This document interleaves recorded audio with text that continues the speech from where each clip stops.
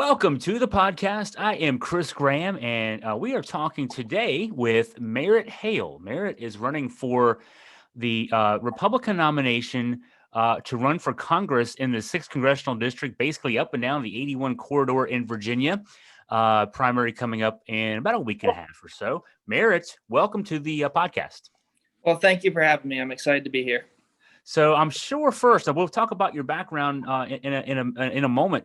I'm sure at first maybe there might be some folks out there who are surprised to learn that there's a primary coming up. I imagine you might be dealing with that issue a good bit as you're out and about on the campaign trail. Talk about that and your efforts to get your name out there, but also to tell people, hey, there actually is a vote coming up pretty soon. Absolutely. So off-year primaries are always very hard. And on top of that, we have redistricting.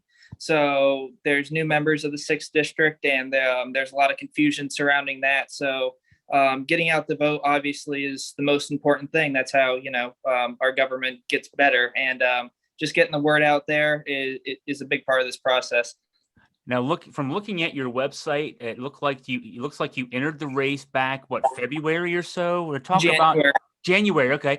Talk about your decision to throw your name out there and try to give voters a choice. Absolutely. So I'm brand new to politics. This is my first race. My background was I'm a Navy veteran, served 4 years, and worked as a systems engineer supporting the intelligence community. But what got me into this was my dad was diagnosed with degenerative brain disease, Alzheimer's, and he passed away this December 24th, Christmas Eve. And that was very hard on my family and I. But what made it even worse was dealing with the healthcare bureaucracies, including the VA. He was a veteran, surrounding the end of life care, and then just all the stuff that goes along with it, taxes, the IRS, et cetera. And I saw what Congress was doing to address that issue, and it was next to nothing. And I started looking at what else they were doing to address the other issues, the hundreds of issues that are facing our country. And it was also next to nothing. So I said, it's time that we get new leadership in there. We need some people who are going to bring fresh ideas and actually want to solve a problem and not just grandstand. So I threw my hat in the ring to try and move our country forward. I've a similar kind of thing, family incident from back in my childhood. So it's been quite a few years now. But I remember a cousin of mine was involved in a very tragic auto accident. She actually survived and lived for a few years, but the cost to her family, and they had at the time very good health insurance, they thought, but it led to bankruptcy. It led to their my aunt and uncle divorced. I mean, it was just a terrible thing, and that something tragic could also then lead to all those outcomes. And so it's interesting that's what motivated you to want to do that as well. Something similar made you want to do that as well. Absolutely. Yeah. I mean, it's something that every American has to deal with at some point. Like, everyone gets older.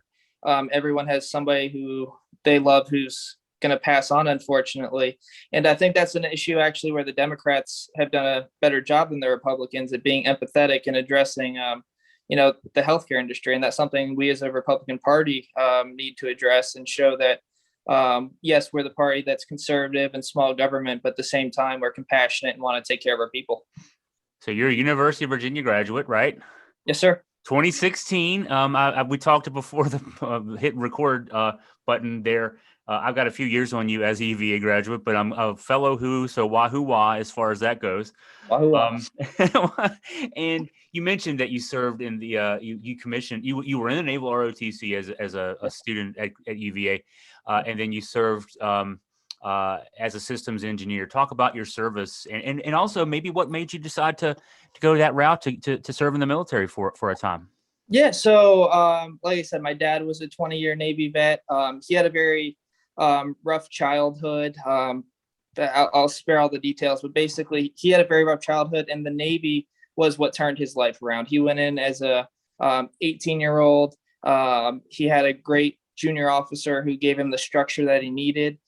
From there, he was able to go to college, and at that point, he didn't even have his GED. So he got his GED. He was able to go to college and better his life and provide a great life for me and my sister through that. So I was very grateful to the military for all they did for my dad. And he never pressured me to go into it, but I wanted to, one, serve my country, and to pay back the military for what they did for my dad. So that's what led to me serving for 4 years. I got to serve along great people. The military is a fantastic institution, like everything else. That it has its good and its bad, but everyone who signs up to serve their country, I have immense respect for. And obviously, there's lots of veterans issues, which I'm very passionate about, and taking care of our veterans. But yeah, and you learn servant leadership. You got to look out for your people and hold yourself accountable, and those around you accountable. And I think that's something we need in Congress, is leaders who don't just grandstand and always blame the other party, but actually provide solutions. In the military, you can't just complain. You actually have to provide the solutions. I think that's something important. That background will be very important in politics. Also, I'm interested in the engineering background. My college roommate, my best friend, still my best friend all these years later, was in the E School at EVA, and I guess just hanging around him for 4 years, it made me learn a little bit of how engineers approach problems. And so I wonder if you could talk about how your engineering background might also factor into your thinking in terms of politics. Yes. So systems engineering is a relatively new branch of engineering. And it's really a way of thinking. Everything's integrated, everything touches each other. This is incredibly applicable in politics. Some people think foreign policy isn't that important. It is. What's going on in Russia and Ukraine is directly affecting the wheat prices, the gas prices, everything right here in Virginia in our 6th district. And we need leaders who can understand how all these policies are intertwined and the intersectionality of everything that's going on. That's critical. DC has enough lawyers, in my humble opinion. I think my background as a systems engineer will bring a very different way of thinking and actually addressing problems. Instead of sitting there, debating for an hour whether a comma should be inserted into a sentence, we can actually look at what the underlying issue is and address the underlying problem, and not be always treating the symptoms of those problems. I'm very big on proactive solutions and not reactive politics. I'm curious too. The 6th district has an incumbent, Ben Klein, and he's finishing up he'll be finishing up his 2nd term. So it's not like he's an entrenched long-term incumbent, but he's on the heels of Bob Goodlatte, who had been in that seat for a long, long time. It's tough to run a primary against an incumbent and resonate with voters. What is it that I don't know if there is it anything about Ben Klein particularly that you think you can that made you decide I want to run and do a better job, or is it more just the general tenor of how things are going in DC? It's a bit of both, honestly. I've gotten to know Ben Klein. Yeah, he's a good man from my interactions with him, but I think he's a very ineffective legislator. And as you pointed out, he is going into his 3rd term, but he was the chief of staff to Bob Goodlatte, and he was the heir apparent. He's never faced a primary challenger. He talks about draining the swamp, but you can't get a more swampy background than what he has. It's again, it's that empty rhetoric. It's what solutions have you brought to our district? He hasn't brought the infrastructure home. We've seen so much infrastructure go on in the last 4 years. He hasn't been able to bring that home. Whether or not you I agree that there's way too much money spent in the agenda, but you've got to be able to bring some of that back to your constituents. That's part of being a politician. You got to build a consensus, and you got to put forward legislation. He's in the bottom 10% of people of actually introducing legislation. It's all about building coalitions, actually doing the job. And again, I cannot emphasize enough, I'm so sick and tired of reactionary politicians just blame the other side, not putting forward solutions, and not doing anything. And if you look at his record, he has not accomplished anything in his time, despite being in politics for 20 years. And I want new leadership in there. I can't agree more, and I would even go back to Bob Goodlatte and both. And I've known both Bob Goodlatte and Ben Klein for a long time. Ben, from his first run for the House delegates back in, I guess it was 2002, maybe he ran for that special election. They're nice guys. I'm not saying anything. They're affable. They're always answered my questions and that kind of thing. But I'm not sure that in the last 30 years that they either have really done a lot for this area. I mean, anybody who drives Interstate 81, for example, can look and see that that's a federal highway, and it Yep. doesn't seem like anything's been done to improve, and it's very dangerous. I mean, and Yep. everything from that to economic development, everything else, it just seems like we No, haven't really gotten a lot out of our guys in DC the last 30 years. you are 100% correct. I've driven up and down 81. It's almost 300 miles from end to end with gas prices the way they are. That's not a lot of fun, but it is dangerous. And the reason it appears it hasn't changed is because it has not changed. They've not been able to secure funding for that. They've not invested in infrastructure. It's hard to get businesses to invest when we have areas without Wi-Fi. That touches on the drug problems when you don't have jobs. Everything again is very interrelated, and we need new leadership in there to address these issues. So you've talked about this a little bit. I'm kind of going through your website here. Mhm. You have a issues section on your site, which it really spells things out.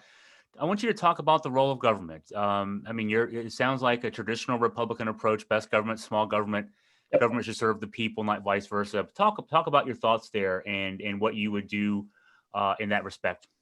Yeah, so like you said, I'm a very traditional conservative. I believe the best government's a small government, and we need to not overregulate things. I want to cut back on a lot of red tape, and I think it's also important that politicians, they always have the savior complex where they want to tell their people they can solve everything, but government can't solve everything. And I believe in the private sector. I believe in people being innovative without government interference, and I think that we as a society need to move forward and legislate.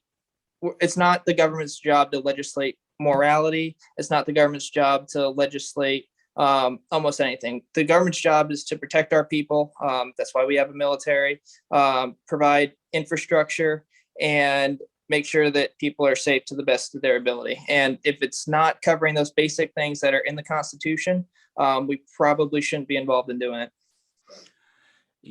Kind of rolls into the morality and government piece on your website. The first thing that jumps out is that you state separation of church and state is an important value to you. That would, I know there's a element of social conservatism certainly in the Republican Party that may feel differently about that. Maybe talk about your thoughts there and how you think that can appeal to a lot of Republican voters. Yeah, absolutely. So personally, my faith is very important to me. That's what defines my morality and my ethics. But it's also not my job to dictate my faith to other people. The one issue where there's a huge overlap is abortion. I believe life begins at conception. And because of that, in my already stated belief that the government's job is to protect our citizens, I am pro-life. But on most social issues, I take more of a libertarian approach where, like gay marriage, for example, my faith says one thing, but unless you're harming somebody else, that's not the government's job to dictate that morality. And frankly, I think the Republican Party has done a poor job at reaching out to the LGBT community and lots of other minority communities. But we have to remember we're the party of small government. And with that, that means you don't get to dictate everything. I think that those are important issues and they need to be addressed at a local level. But from a federal level, it's not my job to dictate social issues. I definitely hear libertarian in there. In that sense, the social side, basically, and that seems consistent to me. If one's going to call oneself a conservative and believe in small government, I would agree. If you're going to hold those beliefs, you can't tell people how to live their lives. That's being small in terms of government. Yes, I completely agree. And, you find lots of hypocrisy in government. And there's obviously there's a difference between academics and the real world. But I do really try and lay out on my website my belief system and how I will govern. And I think that's what actually the large majority of people want. It's just unfortunately just not what our politicians do. They say one thing, do another. I will point out on your website, you talked about the abortion issue in your line of thinking. You say 100% pro-life, except when the mother's life's at risk. I know that there are a number of Republicans and certainly a number of independents and Democrats who may want to cross over who at least would want to see that the mother's life at risk. But there are some strains, it seems like, within, since the leaked Supreme Court opinion that may or may not look the same when it's finally announced by the Supreme Court in a few weeks, I guess. indicate, hey, we just don't want any abortion, even with a mother's life at risk. You're hearing that in some states are even acting in this way. So you do carve out at least that exception, mother's life at risk, as something that you would support. Yes. And in that case, it's a life for a life. Um, and obviously that's an incredibly hard decision. But yes, if a mother's life is at risk, I'm not going to say that she has that she should die. But yes, that is my stance. And yeah, at the beginning of your question, I am very conservative. I know people like to try and run very far to the right or very far to the left. But I am a traditional conservative in the sense of the small government. And I do take pride in being a conservative. Now, that loops in a lot of things. It's very hard in modern politics to say what a conservative is with the right wing and the left wing, but I am conservative, yes. Healthcare. We talked about that as a motivating factor that made you decide to want to throw your name into this race. Yes. Specific under that, you actually offer solutions, which I think is exciting because I don't hear a lot from Republicans, except for Obamacare is bad. You actually say should not be a one size fits all solution and should prioritize patient health over profits, and that's those are two pretty important stances. Talk more about your thoughts there. Absolutely. So part of what makes America great is the capitalism system where we have innovation and competition, but within healthcare, that model almost doesn't work because while we still need capitalism in the terms of the innovation and the competition, the underlying top priority has to be patient's health. And as I said, no person should have to choose between living in millions of dollars of debt or dying. We live in a country with great, fantastic wealth, and there's stuff we can do. We can protect pre-existing conditions and take care of our people in a way that, basic costs where if you have diabetes, you should not be going broke paying for insulin. Like that's common sense. You talk to any person, Republican, Democrat, Independent, it doesn't matter. They all will agree on that. But somehow our legislators get in there and they get in the hands of big pharma, and all of a sudden they can't pass common sense solutions. Again, there's so much red tape in the healthcare industry. Whenever there's a ton of red tape and a confusing bureaucracy, it's because they want confusion. Small people can't fight with the lawyers that the big rich people have, and we need to get in there and gut the system, make it efficient for everyone. I want to go to education now. I'm curious with one of your bullet points: teach children to think critically. It seems like the education issue in general has become sort of a battleground again. It used to be the battleground was over whether we were funding them enough now, and now you're seeing a lot of back and forth over critical race theory and sort of related things, how we teach our history and how we teach kids. So when you say teach children to think critically, what are you getting at? What are you getting at there? Yeah, I also think we need to teach our adults to think critically. But that's a good idea. Yeah. Yeah. But that's really, in my view, the essence of education. If you can teach a child to think critically and an adult, that lends itself to solving so many of our problems. I'm not for whitewashing our history. I think it's important that we learn from our history. That's the only way we learn from our history. That shouldn't be a controversial stance. But I went to a very good school system, and I didn't learn what an IRA or Roth TSP or any of the basic financial tools were. We need to teach our kids the basics of how to survive as an adult. Obviously, all the basics of reading, writing, arithmetic. But on top of those basic fundamentals, they need to be taught to think critically, because that's so important, especially in today's media age, where people look at their one side, whether it be Fox, Breitbart, CNN, MSNBC, and they can't articulate the other side. And if you can't articulate the other side, you don't really understand where they're coming from. And that's the only way that we're going to move forward as a society, is if we have leaders who can actually engage in dialogue. Iron sharpens iron, and move forward. And that's another issue I have with Congressman Klein, is he's refused to debate me. And I think, again, that's the only way we're going to move forward. You can't just hide behind the establishment. And that's, I think, teaching a bad example, one, for our kids, but two, that just shouldn't be how our government works. And it shouldn't be how our society works. We don't talk enough about, and we don't learn from each other enough. And I think I'm with you on that. And that'll dovetail great into your change DC culture stance. I mean, I think that Ben Klein is probably an example of this. He's one who he rarely makes public statements, but it seems like all he does is say Democrats do bad things. He doesn't really offer ideas on his own, and that's really frustrating. It's not that he's the only one. There are lots of Democrats and lots of other Republicans who do the same thing, but it's really frustrating that our folks in D.C. Prefer to put out press releases blasting the other side as opposed to trying to reach out and come up with some common sense compromises when there are compromises that can be made. I couldn't agree with you more. And the reason they do that is because it's very easy to hang on to power when it's a us versus them dynamic. And I knew that going into this, that Congressman Klein probably would not debate me and try and just snuff me out and assume that he has the establishment behind him. But that's why I asked the basic question of, why are you in this? Are you in this for the power? Are you in this for yourself? Or are you in this to actually move our country forward? And I think his actions speak very clearly on where his motivations lie. I'll kind of repeat what I said earlier, but again, Bob Goodlatte, Ben Klein, I've known them for a long time, but I always felt like Bob was there until he was going to retire, and I feel like Ben's there until he's going to retire. I don't know that they want to ruffle feathers in any way. They kind of just want to be quiet and get reelected, and that's probably why he's not treating you as a legitimate candidate who can threaten him in a couple weeks, even though certainly you can. Second Amendment issues are very front and center right now, certainly. Gun control, gun violence issues with the unfortunate tragedies we've seen in the last few weeks, right. And all the highlight there. You mentioned you're a proud supporter of the right to bear arms. I will defend, I'm quoting you here of your bullet point, I will defend the Second Amendment against all incursions. What do you mean against all incursions? Basically government overreach. So again, this is another very passion-inducing issue.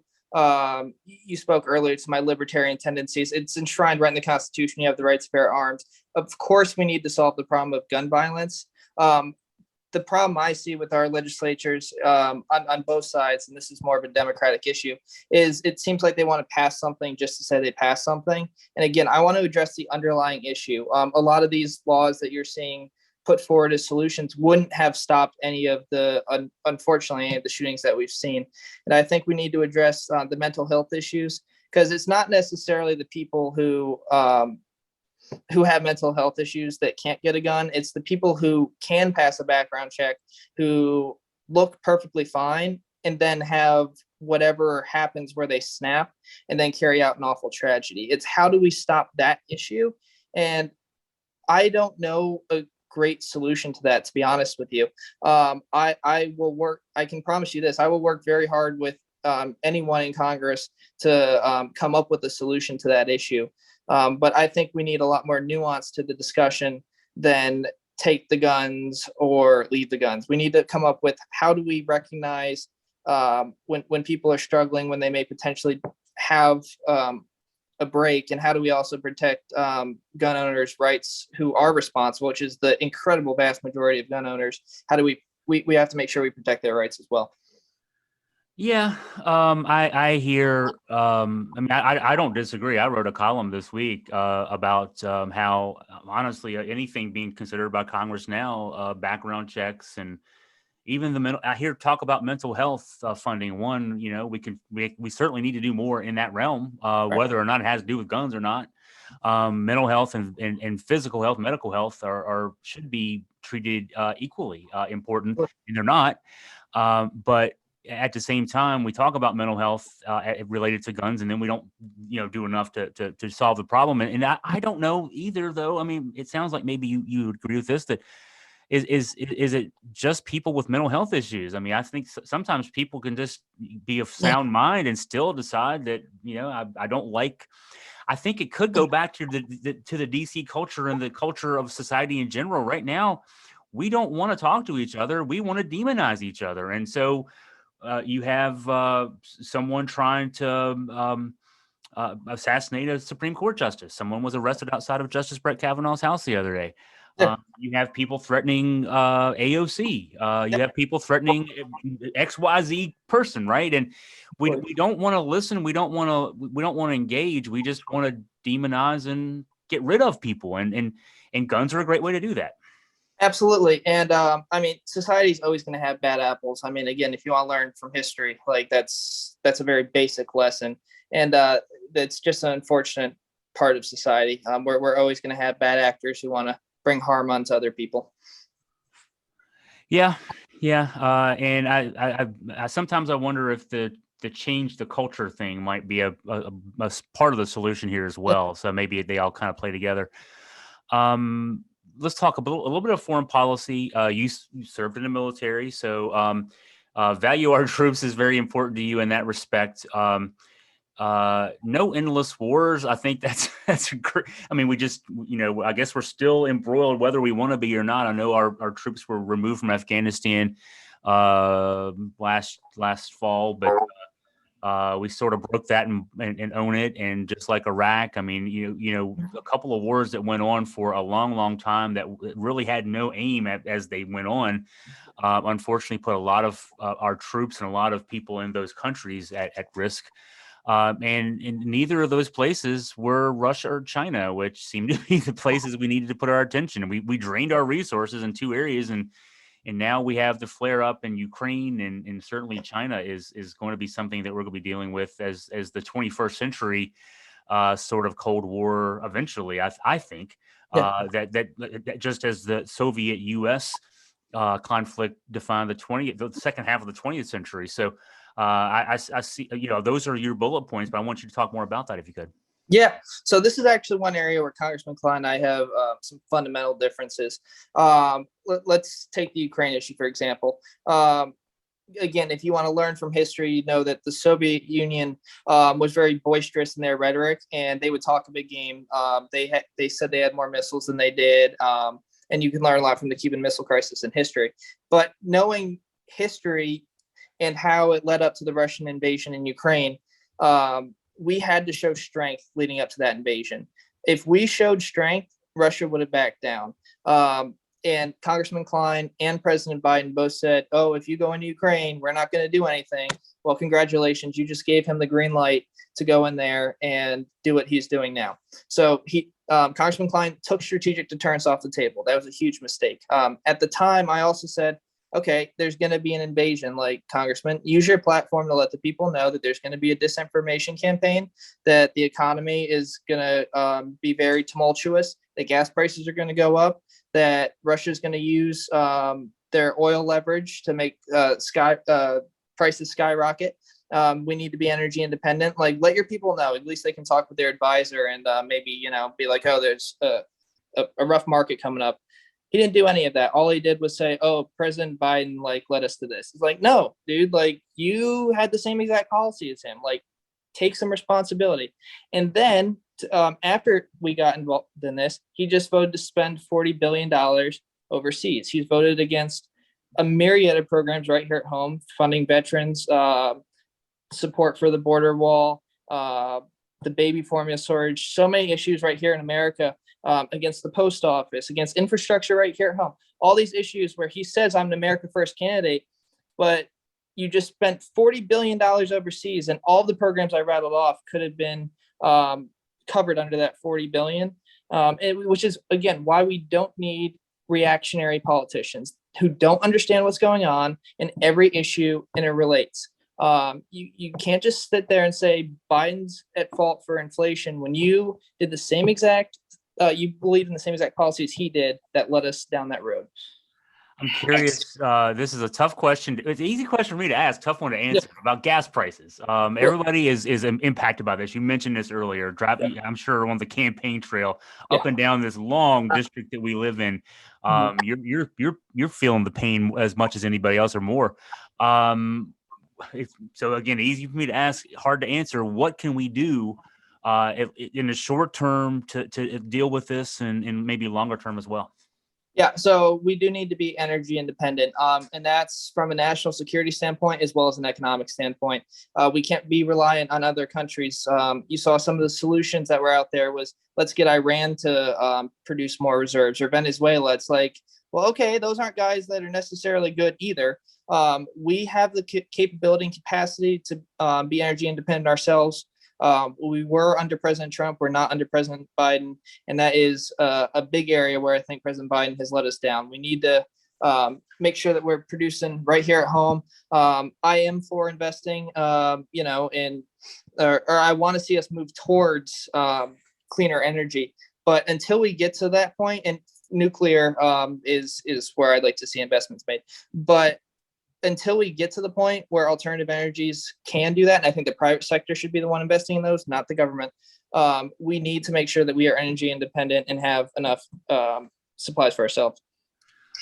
Last night, the House January 6th committee had its first TV hearing, public hearing, I guess you want to say. And one thing, Congressman Klein actually voted with Bob Good over in the 5th District and Morgan Griffiths down in the 9th District among Virginia Republicans against certifying the results of a couple of the states, Arizona, Pennsylvania, back on January 6th, after the incursion on the Capitol.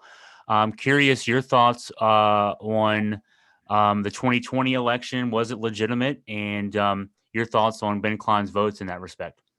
Yeah, so two parts. I support President Trump's right to audit the election. That's completely within his rights. To this point, the courts have not found any fraud. And I think we need to, again, we talked about the polarization of the media. They need to focus on the facts of what went on. And as far as Ben Klein's vote, I'm not going to go back and retroactively, I don't know what information he had, but I will say if he thought that the election was fraudulent, he absolutely should have said so before the election was cast. Again, if you truly believe, it's one of two things. Either he genuinely thinks it was stolen, in which case he should have said something and been out in front about it, or he's selling out to appease people, and that's not a good solution either. Either way, whatever he did was a horrible way of dealing with it. And that I would have handled it very differently. So I'm gonna put you on the spot, and this will be the only time I put you on the spot. But what was the 2020 results that were certified? Was Joe Biden legitimately elected president in your view? As I've said, right now Joe Biden is the president, and I think we as a party need to focus on solutions for the American people, and looking backwards and relitigating our own internal debates aren't fixing the gas prices or any of the other myriad of issues that we have. Gotcha. Well, that's so the primary is June 21st. Yes, sir.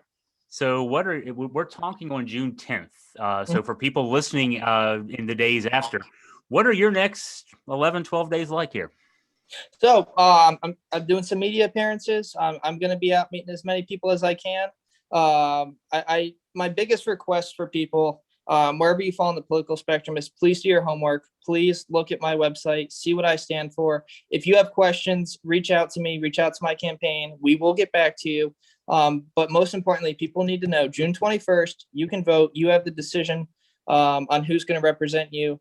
And the only way that, Congress has a 14% approval rating, we keep getting the same people back in there, and people keep wondering why the system's broken. So I really encourage people, do your homework, and at least make your voice heard, whether it's for me or it's not for me. We need more people involved. We can't just have the same, 2-3% of the population determining who goes to represent them.